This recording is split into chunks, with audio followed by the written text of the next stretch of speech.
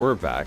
So, this cultist is being creepy. So, let's head upstairs and talk to some more people.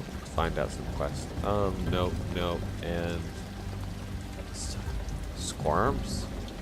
Ew, okay. I'm, not much of a talker, but I like listening. Oh, you talk. It's... Ida-C? Ida? We're gonna go with Ida C, I guess. A to C? I don't know how to pronounce that. Surprise briefly registers on the cultist's face when she sees you. Then she slightly inclines her head in respect. Greetings, beloved vessel. How may I help you? You seem less deferential than some of the other cultists. Why? Good day to you. Oh, she must be one of the changing one cult. Okay. I guess we'll talk to her, I guess. You seem less deferential. That seems a good day to you. It's like, let's go with good day to you. Oh. You know what, actually, let's talk, because, like, that was pretty boring. Hello again, beloved vessel. She says, how may I assist you? I'm gonna ask why. Odyssey, not of us, all of us revere your father, she says carefully. We simply honor him for his boundless wisdom and bottomless knowledge. We wish to emulate him. She clears her throat. But worship him? No. Ah, okay. Cool. Good day. Oh, okay. That seems... Oh, here we go. Piquero, whatever his face. Y'all need a... Good old Mama Creeper face. Mama Walmart told us to talk to you about some stuff. Quero, the mutant boy, gazes at the entrance with a chirurgical... No, I don't... Chiurgical parlor. The chirurgical... I don't... Church... Something parlor. Flinching at each scratch of the razor metal on metal from within. By your estimation, he is in his late teens, but is the size of a young, malnourished child. His arms a little more than bone wrapped in red speckled skin, and a raw line zigzags down between his mismatched eyes and over his blade of a nose, as if pointing directly at his thin lips. He sees you looking at, and bird-like muscles flex in his frail jaw. Get a good look, he says, lifting his chin. Maybe you want to call me some names. I hear eggshell a lot. Or maybe lightning bolt. I get that one from time to time. He crosses his bony arms and glares at you. Don't let me stop you. Call me some names. Laugh. Do it now. Because in another few minutes, I'll be the one laughing. Calm down, Earthquake. I'm not laughing. Calm down, Earthquake. Huh. Are you threatening me? I'll be the one. I'm just gonna go a little, just like, alright, I'm sorry. I'm not laughing. I'm sorry if I offended you by, like, literally, like, looking at you. Gold tide, alright. I don't want your apologies, he says. You didn't offend me. Believe me, I'm used to this by now. I'm not gonna be the butt of everyone's jokes anymore, he says. Electricity sizzles within the nearby parlor. This time he does not flinch away. Lightning flickers trapped in his determined eyes. I have some money, alright. I'm gonna use it to change myself, change everything I can. He trails off, studying you in turn. His eyes widen. He glances quickly away, studying the nearby parlor instead. Scan thoughts. Is he the guy who could be a sign? What sort of changes are you considering? What do you care? I'm sure, he says, I'm sure you have business somewhere in the city, but I don't want to be in any trouble. Why did you look at me strangely earlier? His mouth trembles, as though he's wrestling with a question he doesn't want to ask. Doesn't feel good to be stared at, does it? He says at last, looking back at the parlor. He seems to be deflecting your question, although it isn't clear why. Scan thoughts. He's forgotten me. Doesn't matter. His words to me then mean the same to me now. Can everyone buy improvements for the parlor? Yes, he says. You pay a keeper, and the drones will make your body the way you want. Let's say Mother Temez sent me. I want to help. Oh, he says, blushing. She knows, of course she knows. And that means you know too. He chooses to, fine. I'm scared, alright? I've had this ugly face, this body, my entire life. I've saved up to change myself, my future. Maybe I can become strong enough to deal with the people who hurt me. Maybe I can fix my face. It can do that. But then I'll still be small.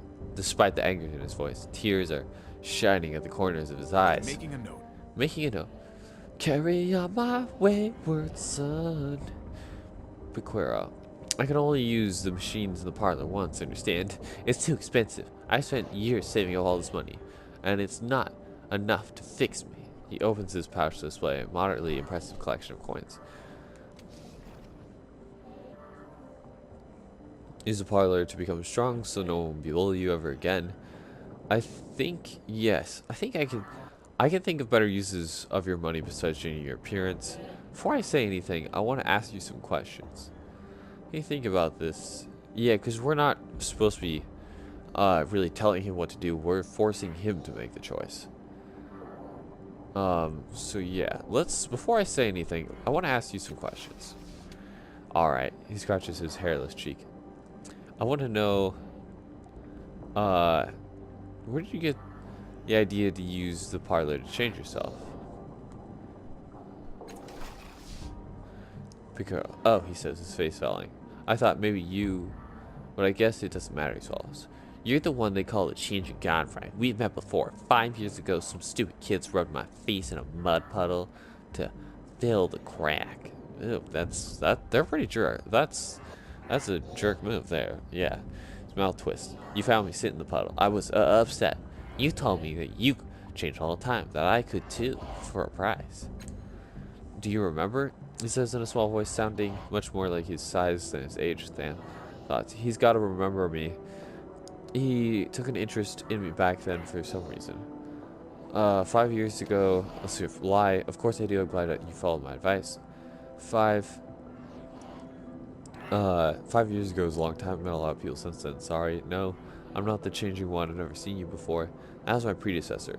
And he should have been so careless with his words. You changed, she says, naked awe on his face. I don't understand it.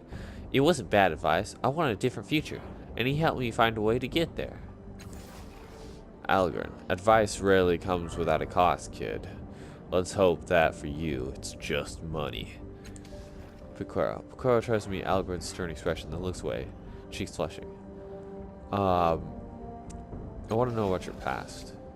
You know everything important, he says. He isn't making eye contact. I don't care about where I came from, alright? The future is what matters. Persuasion. I can't help you make the best decision if you don't tell me about yourself. No, how did... Ooh.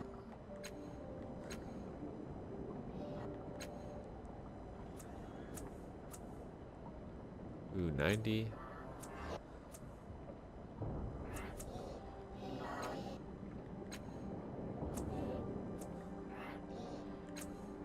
And we're gonna use a... Ooh, that's a lot of points.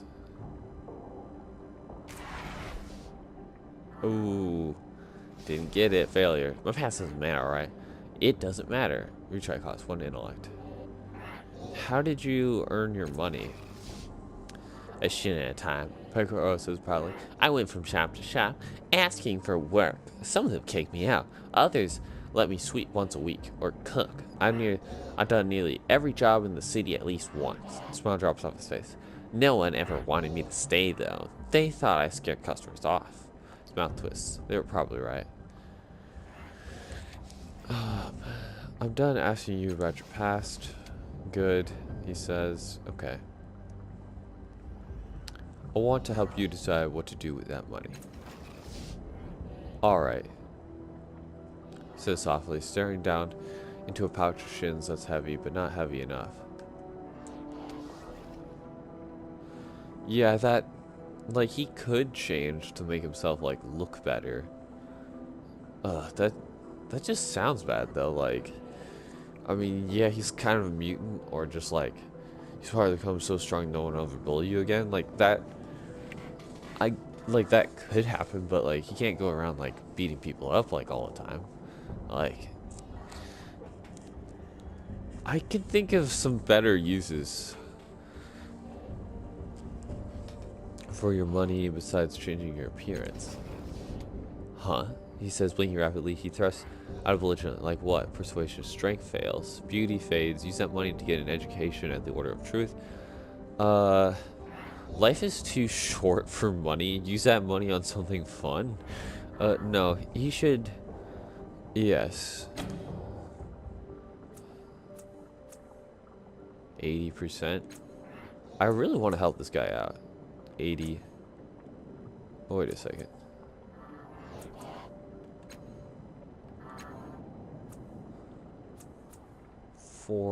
Wait a second. If he spends... You know what? We're going to have him go for it. Oh! Are you crazy? He says, shaking his head. I didn't save all that money to work even harder. 1 intellect? Is that like a permanent?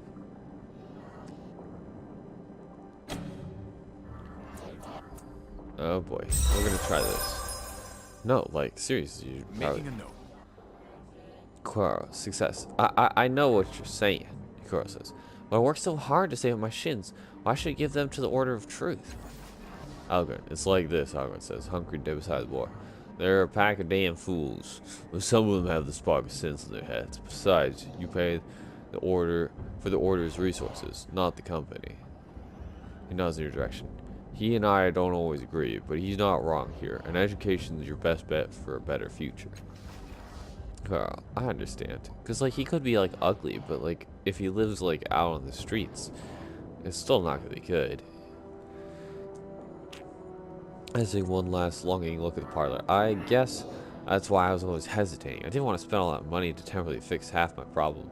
Gives you a tentative smile. I'll talk to the Order. Thank you.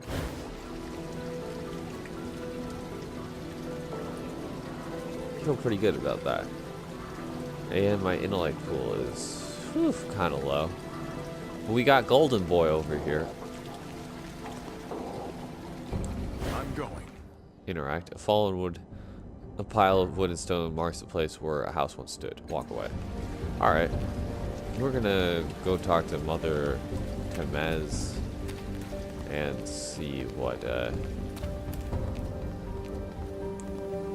I don't sleep anymore. Anything wakes me up. Arguments, footsteps on the stairs, screaming.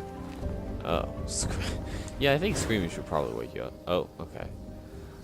Mother Temez, if anything, her angry muttering has intensified. She drags a chain of beads between her knuckles, staring at his face. What now, my lad?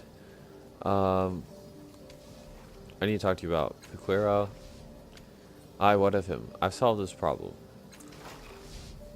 Have you? Mother Temez's eyes unfocused, and her fingers trace the borders of the hollow bead.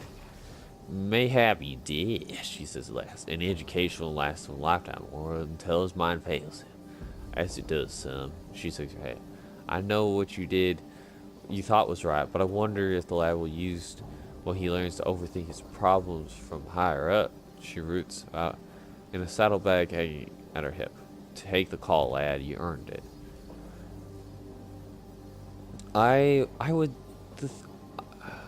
overthink his problems. Yeah, I guess so, but like, I feel like he was hesitant because like that's a lot of money to save, and like just to change your appearance versus like to get an education, like, or like at least get him some training somewhere, like, you know, to get some sort of job that he can just grind out, like. Making a note. Ooh, there we go. Off with you. You're done. You've done enough here. quest complete. That's like our, I think our only side quest that we've completed. Yeah, let's check that. Journal. In progress. No, I wanna... No, where do I... No, I wanna go up. Okay, alright. Oh, yeah, okay. Show more. Close, no, oh, show complete quest. Fallen to Earth, Wayward Son. Okay, so we've completed a whole grand 2 quests so far. Alright, we're gonna keep on looking around. That was a real short quest, I guess. Ellie, who drew all over you? It looks like they didn't finish. Or the lines can't make up their mind. They're in good company, Dad. You look like a poor man's treasure map. Treasure. Oh, that's kind of funny. Don't mind my styling friend here. He doesn't trust strangers much. Alright, well, don't remember after you join the conversation, you should walk away. Alright, that sounds good. So we got some goons. Medulla glittering.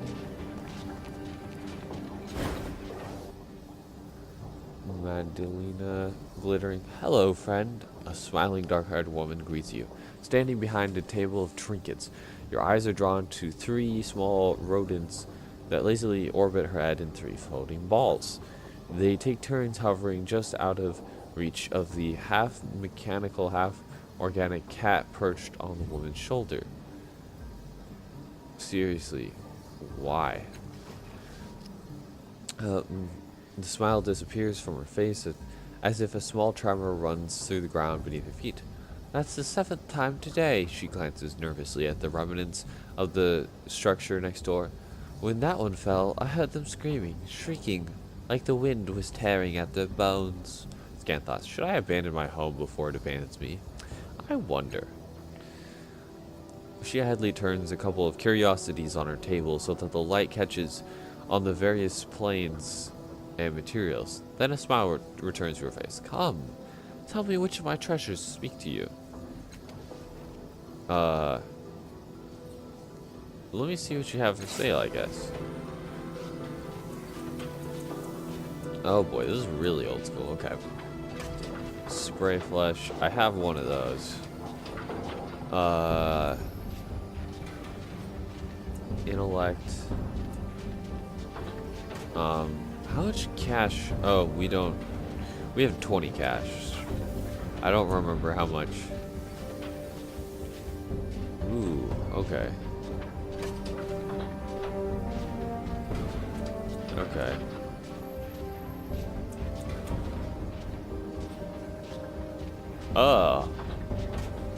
Alright. A bladder? Okay.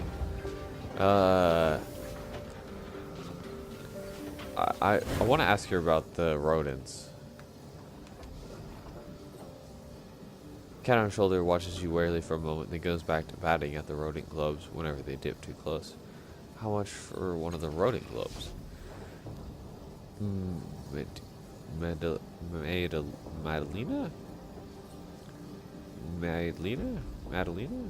I don't know, you mean Boo and Bo? Bo? She raises her hand and unconsciously pats one of the globes as the swing past her right ear. The tiny creature inside squeaks and scampers in tight circle before the globe drifts out of sight. They are not for sale, my friend. I hope you are not too disappointed. Oh, okay. Have you seen an albino woman around here? Madalena Glitterberg. She raises both eyebrows regarding the silent for a moment. A woman with a skin like alabaster? Yes, she was here looking for help I could not give. Her own treasure was what she wished fixed. I declined. She did not take it kindly, and I haven't heard from her again. She places a hand on your wrist. A gentle hand on your wrist. No.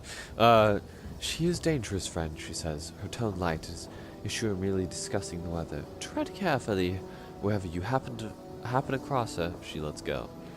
Alright, cool. That's all for now. Till next time then.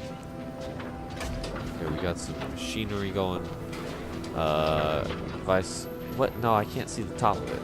This continual rise of all the pistons on this device to have massive mechanical and structural similarities with the pipes. In a small area hint at what?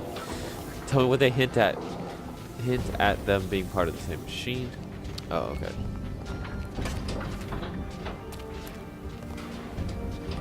Examine the months-old layer of dust cakes. This sign which reads, "Sakura the Wise, Scholar of the Iron Wind." Yeah, he's gone. That guy's... Avina? Hello, Avina. I believe I heard you playing your pipe, or your flute. Clarinet. Although it looked like you were holding it like a flute. So presumably it's a flute. The girl stands outside a crumbling old house playing the flute. Oh, wow, I could have just read that. She wears a simple dress. Her golden hair falls past her shoulders. The melody she plays is gentle and soft, but somehow it carries to every corner of the street. Avina, as you approach, she stops playing and smiles up at you with large green eyes. Shins for a song, sir? No thank you. Are you sure? It's just 8 shins for a sad song, 12 for a happy one. Here's 8, play me a sad song. Here's 12, play me a happy one. Why are sad songs cheaper than happy songs? I mean, that's pretty obvious, because people want a happy song to listen to. And you might as well charge more for it. No thank you, farewell. Can I ask you some questions, I guess? Alright, is this your house? Who lives here? Do you know who lived in the house next door? A lady named Sakura. She was a nano sorceress, but a nice one. She let us look at all the things in her workshop. Well, almost everything. There was a room where she said she kept the Iron Wind. We weren't allowed in there, she found. I think maybe something bad happened to her. One day she wasn't there anymore, and she didn't say farewell. Wow, how rude. She just up and disappeared. What do you know about the Iron Wind? What is the Iron Wind? Just as Sakura thought it was dangerous. We never saw it, though. She shrugs. Maybe she was just pretending there was something bad in that room. I don't know. I don't know. Who lives here? Is this your house? Zeb and Nim and I live here, but it's their father's house. He's away. She looks back at the house. I wish he'd come back and fix it. I think it's gonna fall down soon. Oh, the house is in bad shape. Ah, okay. Cool. Farewell. Farewell, sir. Yeah, your house kind of looks like it's gonna get wrecked. There's Nim and there's Zeb. Loot! Yes. Loot. Alright.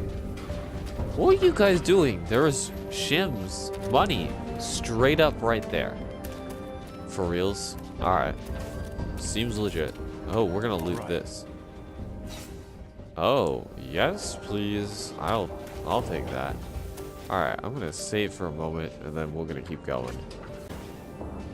Okay, so we've saved and we are going to talk to Stickis. Oh wait, maybe this is isn't this the creature? Alright, we might actually have our first combat encounter. Oh, my companions start talking. Stickis, partially hidden in the trash of the dump. Yeah, partially hidden in the trash of the dump is a strange and frightened creature. It is covered in chitin, I believe, like an insect. But its shell looks thin and soft, and its small, malformed claws seem half-grown. It stares at you from its hiding place and chitters incomprehensibly. This thing looks a little bit more powerful than that. Stickis. It exudes a sense of sentience as it watches you, but you sense nothing in its mind as though it were a common animal. Are you the rogue Stickis? Yes. Are you the rogue Stickis that everyone is looking for? Like literally, like right over there. As you speak, you gesture to the direction of the square where you met Lord Vuntigan, and the Stickis seems to understand. It shrinks back, raising its deformed claws as if to defend itself. It doesn't seem like it would be much of a threat to anyone. It puffs a minuscule amount of vapor from the spiracles on its head. What are you? Creature makes vague motions with claws and emits a series of clicks and wet guttural noises. Oddly, you smell dust and lightning. Some of these sounds are reminiscent of a human with digestive trouble, but you're fairly certain it's some form of language. Oh.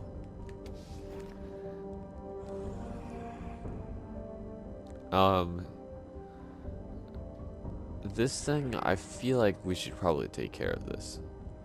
We're going to attack this thing. Oh wait, that was a bad idea. No, it's probably just like innocent or something, because that guy was probably setting this up to be a terror. And yeah, as you step forward, the creature senses what is about to happen, and again, it cowers away from you, a pitiful whine rising from its throat. Eric, he cocks his head and rests his chin on his head. People are scared of this poor creature, he frowns unhappily. But for a rogue Styxis, it doesn't seem very roguish, and attacking it doesn't seem heroic. It feels, what's the word, the opposite of that. You know what, we're gonna leave the Styxis alone. Creature's futile gestures subside. His eyes are still wary as you back away from it. Where are you from? A gurgling sounds emerges from deep inside its belly, shredded by a concussive grunt, followed by a scent of sparks struck from rocks and metal. Isn't clear whether Styxis understands you or not.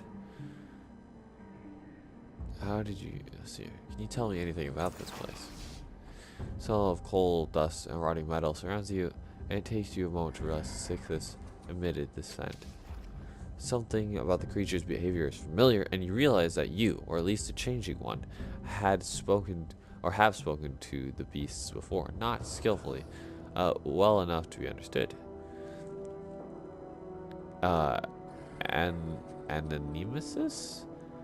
Anonymousness? Blah, I don't know. Try to remember the language of the stick. Ooh. Boost it. Confirm. Oh. Failure. Murky memory comes to you. You and stick this, standing over a small device. What is this device? What is it doing? Memory slips away from you. See, mist of amnesia.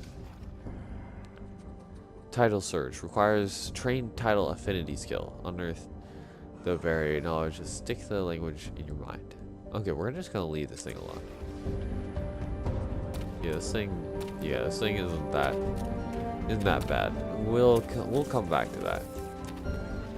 Far below, you can see the ledge jutting out from the cliff face. A collapsed tunnel appears to have been once used to access the strange objects cradled in the corner. How interesting, I'm sure. What are we examining? What was that? Okay, nothing too exciting then. Judging by the tiles, shingles, and bricks that are piled here, these are the remnants of the collapsed buildings, carefully pushed out of sight. I don't think we should tell... Oh, hello. Zeb, a scrawny boy with rags, reaches out to you as pass. Please, sir, I know you saw a stick this hiding in the midden. Please don't tell anyone about him, sir. He's not doing anyone harm. I'll remember that. You saw his hands. They're like human hands. He can't dig like the others. It's not him bringing down the houses. What's a Styxis? What is this Styxis to you? We found him, sir. My sisters and I. He was so pitiful, near to starving, near to dying. We've been feeding him old devices and power cells ever since. But we've got to get him out of here. The neighbors will find him soon, and that'll be the end of him. Scanthons, he's family. Every bit as much as Nim and Avina. You feed him power cells. Styxis eat electrical energy, and we can't find nearly enough. He's starving. Do you have a plan to help him escape? No, sir, we can't just walk him down the street. Or that fat little lord would see him, not to mention the neighbors. They'd kill him for sure. I won't tell him, but your secret is safe with me. Yeah, we're gonna let this creature stay. Gold. Thank you, sir. You're a lifesaver, sir. Now if we can get him to safety, maybe I can find a way to get him out of here. Could you, sir? That'd be very wonderful. If you find the other stick, maybe they'd help him to escape. I heard of some of them are down in the underbelly, but I've never seen them myself. I'll try. I'll give it a shot. Thank you, he smiles. I had a feeling I could trust you.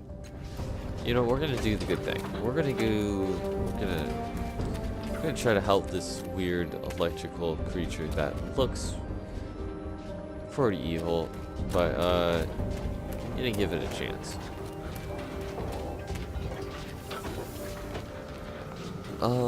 Excuse me. Okay, we are going to either leave area, intoxicated woman, or threads, shreds, tendons, bending. Consulting truths here, free of charge. Hawker. Your breath is bad, just awful. It's like your tongue died in your mouth. Wow. That's so bad. You're squinting, don't do that. It'll give you wrinkles.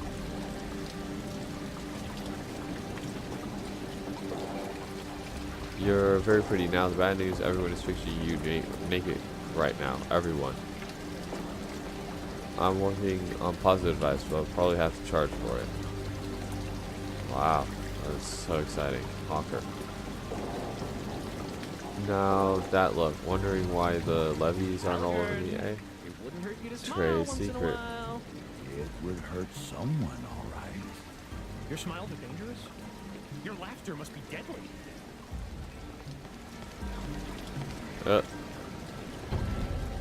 What?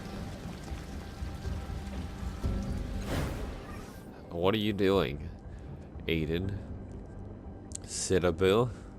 A large muscle man is practicing some form of martial arts as you look on. He is wearing an old, white, rough woven coat with the sleeves torn off and a red bandana is wrapped tightly around his head. He seems to be moving much faster than his size suggests is possible. He glides between stances as swiftly as water. His fists are blurring hammers, striking at invisible enemies. His bare, calloused feet snap and slash out the air like knives. Where did you learn to fight like that? You're very fast. Very fast. Aiden's Citabu. Yes, Aiden says. The Debrili's gift? His hand slips around an invisible assailant's arm. He snaps it with a stab of his elbow, then crushes his enemy's throat and flips him over his shoulder onto the ground. Just with alright, he shouts, spinning over the invisible adversary's corpse to deliver a triangle of jabs to the chest of his next attacker. The entire set of moves took no longer than 4 seconds. He catches you staring silence. You must be wondering why I'm shouting. Yes. I'm not surprised. I must look like a lunatic, he says, before spearing his opponent's jugular with 3 fingers. Canted thrust! It helps. He unfocuses my breathing, my strength and will. It reminds me of how weak I once was and how strong I've become. I mean, it's pretty normal in martial arts where they'd, like, huh, because it kind of gives you, like, not extra energy, but it kind of gives you, like, kind of throw more force into, not force, but it's like, huh. I don't know. At least I heard something about that. Like, not extra force, but, like, it makes it concentrate on it. Years ago, I was a starving beggar. I managed to steal a wedge of a pie crust, and I was terrified that somebody would take it from me. So I hid inside the metal structure over there to enjoy my feast. Bite of the hidden queb, he says, clawing his enemy's eyes. The stale crust crumbled into pieces between my eager fingers, and something strange happened. They drift toward the ground like the softest of snowflakes. I was able to pluck each of them from the air before they fell. At first, I was delighted. Then I wept. How far had I fallen that clean food was a miracle? He sighs, then delivers 4 more blows into the air's belly. But the miracle never ended. The longer I lived in that shelter, the more I could slow the world by concentrating. I swore to never waste this gift. I would honor it by becoming stronger, faster. I would challenge the predators of the world and take their killing blows from them. I would never be prey again. Grush, stop! I bet I'm faster than you. I might be... No, probably not. If he can slow the world down... Like, yeah, no. Where'd you learn to fight like that? By challenging the deadliest creatures and studying their killing blows, he says. I lack claws or teeth, but I do the best I can. Farewell. Alright. We're gonna interact with this. I'm ready. These three triangles float serenely above a scuffed stone basin. You can't help but notice it. That the citizens of Sagus are giving this monument a wide berth. The largest triangle shines brightly, radiating a smooth warmth. The middle, darker one hovers above it, turns slightly away from the first with what strikes you as nearly disdain. The third, small, dryly amused, and so deeply indigo as to be nearly black. It's removed from the first two triangles. So, the first one is radiating smooth warmth, the middle is strikes you as disdain, and the third one's dryly amused. You hesitate there. You are sensing emotions in the objects. Intense. Something is strange here.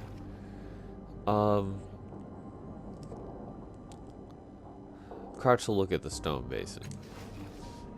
The stone is cracked in places, but far newer than the ancient shapes that float above. You suspect the citizens of Sagus added to the basin to make the triangles look less out of place. We're going to step away from the monument for now. We might come back to it though. Probably gonna come back to it. I want to zoom in. So yeah, well, we got a new party member. We beat our first side quest. And, yeah. So, I'm gonna call it good for here. But we'll definitely keep on playing this. Probably expect to see another video next week. I want to keep at least one video a week. So, hope you enjoyed, and until next time.